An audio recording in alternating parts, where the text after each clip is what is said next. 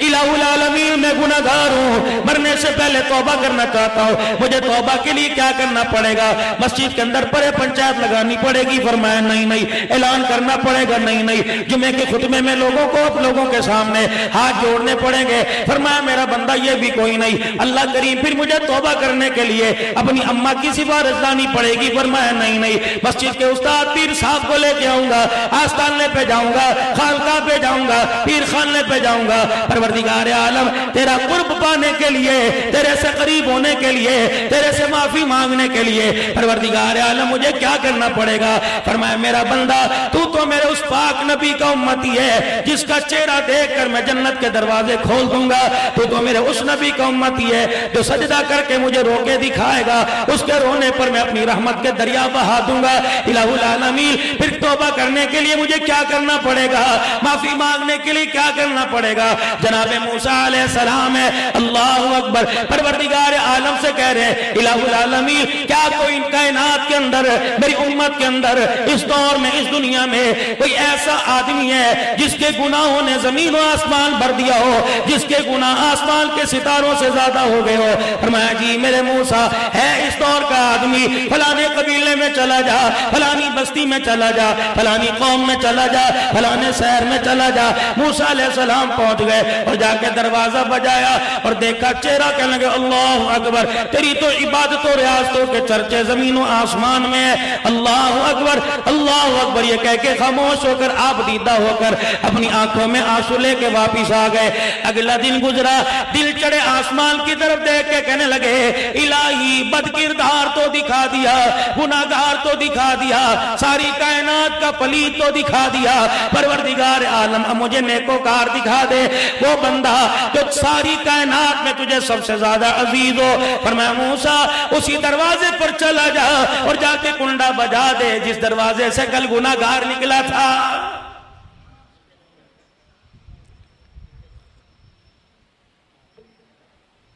جناب موسیٰ علیہ السلام سمجھے بھائی ہوگا، رشتہ دار ہوگا، کنبے برادری والا ہوگا۔ موسیٰ علیہ السلام چلے گئے، کیا پتہ کرائے پر کسی نے اور نے مکان لے لیا ہوگا۔ جناب موسیٰ علیہ نبینا والے تسلیم چلے گئے اور جا کر دروازہ بجایا، اور دروازہ بجایا کہ بھائی صاحب خانہ باہر آؤ۔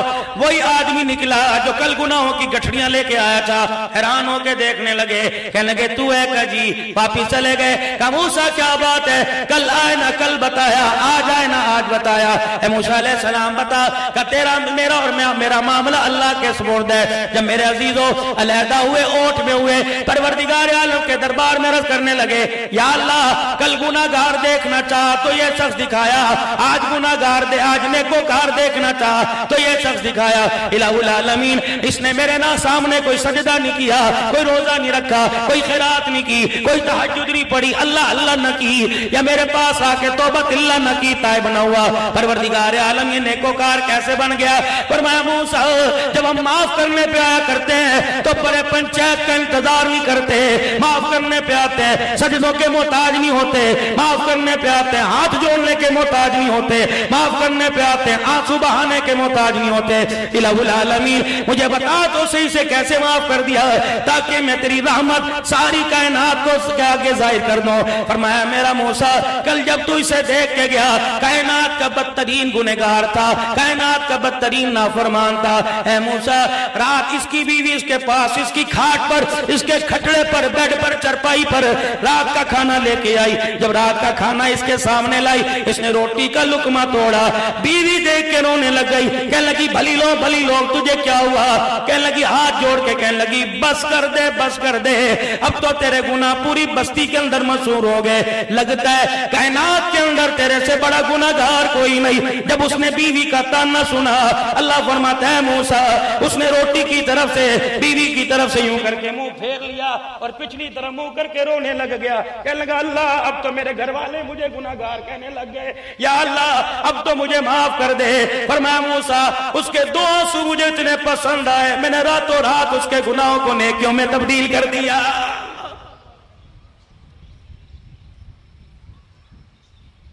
اتنا رحیم اتنا کریم اللہ۔ الہ العالمین 70 سال ہو گئے گناہ کرتے، 70 مرتبہ رمضان المبارک کا مہینہ آیا میں نے روزے نہ رکھے، 70 سال ہر مہینے کے 4 جمعوں میں پروردگار عالم میں نے سجدہ ہی نہ کیا، اللہ معاف کرے۔ ہر سال دانے میرے گھر میں آیا کرتے، کماد بیچ کے پیسے میرے گھر میں آیا کرتے، آموں کے باغ کی قیمت میرے گھر میں نفع کے ساتھ آیا کرتی۔ پروردگار عالم کبھی میں نے عشر دینے کا سوچا ہی نہیں ہے، کبھی میں نے زکوٰۃ دینے کا سوچا نہیں۔ اتنے بڑے گناہوں کے گٹھڑے کیسے معاف کرے گا؟ مجھے کتنا عرصہ معافی مانگنی پڑے گی، کتنا عرصہ مجھے توبہ کرنی الہی، پہاڑوں جتنے گناہ ہو گئے، اللہ اکبر، پروردگار عالم کیسے معاف کرے گا؟ الہ العالمین نے فرمایا میرا نبی 70 سال گناہ کرنے کے بعد 70 سال توبہ کرنے کی ضرورت نہیں، 30 سال توبہ کرنے کی ضرورت نہیں، 10 سال توبہ کرنے کی ضرورت نہیں، 50 سال توبہ کرنے کی ضرورت نہیں۔ الہی پھر کیا کرنا پڑے گا؟ فرمایا سائیکل پر جاوے اس کی مرضی، موٹر سائیکل سوار ہو اس کی مرضی، کار کے اندر بیٹھے اس کی مرضی، جہاز میں بیٹھے اس کی مرضی، حتیٰ کہ بیوی ساتھ لیٹی ہو، بیوی سرہانے ہو، بچہ سینے کے اوپر ہو، اس وقت ایک مرتبہ اپنے گناہوں پر شرمندہ ہو کر کہہ دے یا اللہ مجھے معاف کر دے۔ میرا نبی اس معافی مانگنے سے والے سے کہہ دے تجھے اتنا جملہ کہنے میں دیر لگے گی، مجھے معاف کرنے میں اتنی بھی دیر نہیں لگے گی۔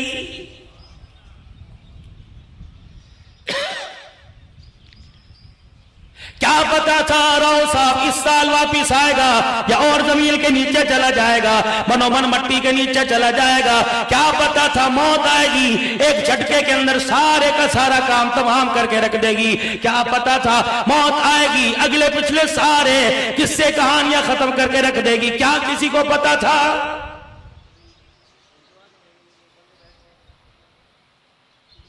میرے محترم و مکرم عزیزو دوستو بزرگو، موت سے پہلے موت کی تیاری کر لو، پتہ نہیں کس وقت بلاوا آ جائے، پتہ نہیں کس وقت ملک الموت تیرے میرے دروازے پر آ کے کھڑا ہو جائے، پتہ نہیں۔ میرے عزیزو ایک گناہگار تھا، اپنی ماں کے پاس آ کے بیٹھ کے رونے لگ گیا، رجسٹر لے کے آیا، کاپی لے کے آیا اور اپنی اماں جان سے کہنے لگا اماں دیکھ دن کے اجالے، رات کے اندھیرے کے، صبح کے، شام کے، غمی کے، خوشی کے، میں نے کوئی گناہ نہ چھوڑے۔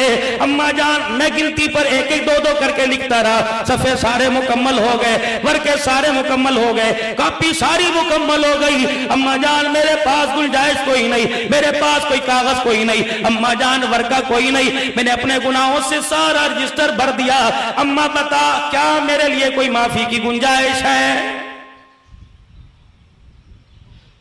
ماں کی آنکھ میں آنسو آ گئے، کہنے لگے بیٹے جس طرح تو اپنے گناہ کے بارے میں بتلا رہا ہے، لگتا ہے 19-20 بھی گناہ کی گنجائش، نیکی کی معافی کی گنجائش کوئی نہیں، لیکن میرا بچہ ایک مرتبہ زندگی کے اندر کبھی نیکی کا خیال آیا ہو، کبھی تو نے زندگی کے اندر نیکی کی ہو، میرے بچے تجھے بتا۔ کہنے لگا اماں جان نیکی تو دور کی بات ہے، نیکی کا کبھی میرے دل کے اندر خیال ہی نہ آیا۔ اماں کہنے لگی اچھی طرح سوچ لے۔ ماں نے اپنے گھٹنے پہ اپنی گود پہ لٹایا، گود کے اندر سر رکھا اور اماں جان کہنے لگی بیٹے اچھی طرح سوچ لے۔ بیٹے نے زور سے جھٹکا کھایا، اپنا سر اٹھایا اور اپنی اماں جان سے کہنے لگا او میری اماں جان جی، او میری پیاری اماں جان، ہاں ہاں مجھے یاد آ گیا، ایک مرتبہ منہ کالا کرنے پہ مجھے پوری طاقت حاصل تھی، کمرہ بھی جگہ بھی میرے پاس تھی، اماں جان میرے پاس وہ ذریعہ بھی تھا، پیسے کی کمی نہیں تھی۔ اماں جان میں منہ کالا کرنے لگا، فوراً میرے ذہن میں اللہ جل شانہ کا دھیان آ گیا، میرے دل کے اندر خشیت الہی کا خوف آ گیا،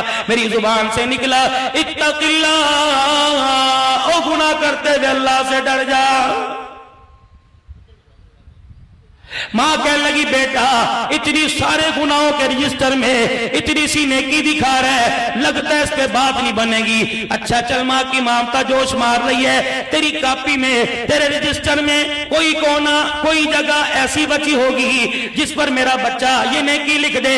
سارے ورقے الٹ پلٹ کر کے دیکھ لیا، کوئی جگہ نہ ملی۔ کہنے لگا او میری اماں جان اتنا سا کونا یہ اوپر کنارے کا باقی بچا۔ اماں کہنے لگی جلدی سے قلم لے گیا اور لکھ دے کہ ایک مرتبہ تیرے تیرے ڈر کا خیال میرے ذہن کے اندر آ گیا تھا۔ اللہ اکبر۔ ماں نے کاپی لے لی اور کہا میرا بچہ اب تو کھاٹ بسترے پہ، اب چرپائی پہ جا کے سو جا۔ پھر اماں جان نے کاپی اپنے پلو میں اپنی جھولی میں لی اور رو کے اللہ سے دعا کرنے لگی، الہی اس کے گناہوں والی کاپی کو نہ دیکھ، ماں کی آنکھوں میں آنسو دیکھ کے معاف فرما دے۔